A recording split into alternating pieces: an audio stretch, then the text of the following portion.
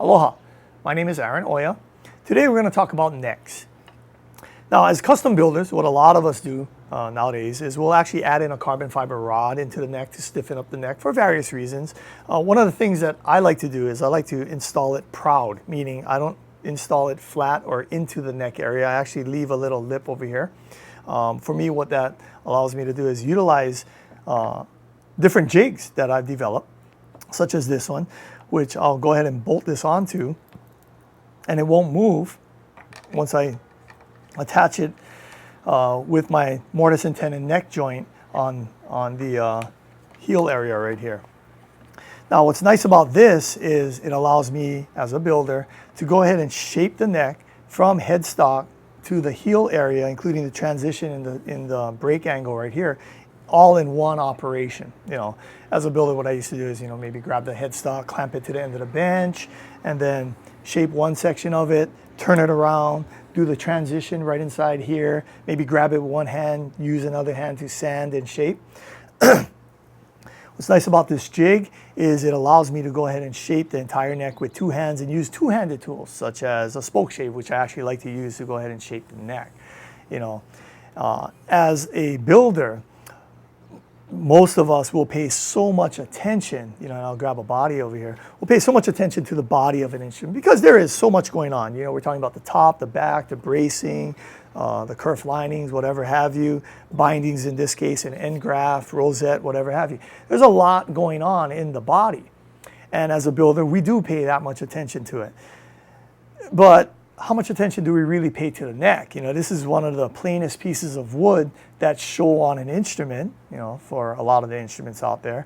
And we do the neck because it's just part of the instrument. Do we focus on it as much as we do the body? I'd venture to say no. Most of our attention is on the body itself and not on the neck. However, when you ask a player and you hand them an instrument and you ask the player, how does this instrument feel?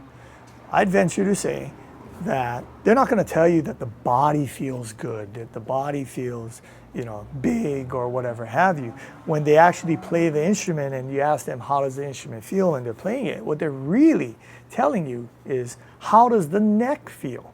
How does the neck feel? Does it allow them to chord? We can get into radius fretboards and things like that, but for the most part, they're telling you how the neck feels. Is it too thick? Is it too chunky? Is it too thin? Is it too wide? Is the shape wrong? Is the profile wrong?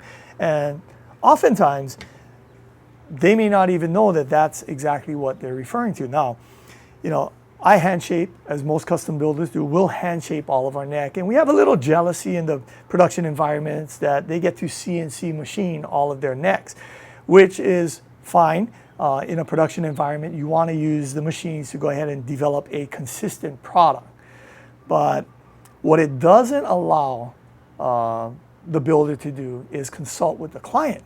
Now, a hand-shaped neck, don't discount that as any lesser quality neck. And here's why.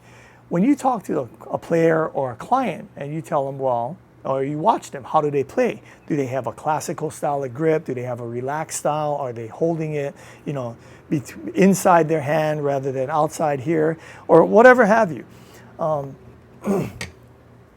You have the ability, or we have the ability as builders to go ahead and shape the neck to their style of play. Now, as a player, why should I get a custom instrument? This is, as players, you'll order a custom instrument and you'll say, I want this type of top and this type of back and this type of sides. What I think a lot of us forget is to focus on what type of neck profile that we want. Do we want a flatter type of neck profile? Do you even know what type of neck profile that you want? Because is the neck profile, or can the neck profile help you as a player become a better player? The neck profile may have or may affect, can and will affect how you chord certain chords. Can you chord certain ones because the neck is thin? Is it preventing you from doing it because it's too thick? So as a builder and as a player, we should focus a lot of what we do and what we accept as playability in this section of the instrument right here called the neck.